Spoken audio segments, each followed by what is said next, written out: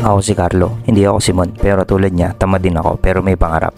Tara, samahan niyo ako. Dati nga pala akong seaman at dahil tamad din ako, patulad ni Mon ay hindi na ako sumakay. Pero dahil may pangarap din ako, sumubok na kipagsapalaran at nagtayo na lang ng maliit na negosyo na isang maliit na kainan. Itinuloy ko rin ang negosyong milk tea ng aking kapatid dahil pumunta na siya ng ibang bansa. Mahirap din mag-transition bilang isang seaman na may magandang sahod pupunta sa isang negosyo na hindi mo alam kung kikita ka ba o malulugi. Pero hindi lang naman yung sahod ang pinagpalit ko, kundi yung oras para makasama ang pamilya, makapunta sa mga mahalagang okasyon tulad ng graduation, birthday, reunion at kung ano-ano pa. Pero bago ko to ginawa ay pinag-aralan at pinagplanuhan ko muna itong mabuti. Nag-ipon ako at pinagandaan ko talaga. Sa halos 10 taon kong pagbabarko ay may mga pinasok din ako mga negosyo tulad ng mushroom farming. Nagtinda ng mga ukay, nag-try din ako mag-topsy at lagawan bago mang pandemic. Nagbenta ng itlog na pula at itlog ng manok. Nag-buy and sell ng mga gadgets at cellphone, kaso lahat ay hindi naging mabenta at nalugi. Nag-try din mag-duck farming. Malaki ang kita pero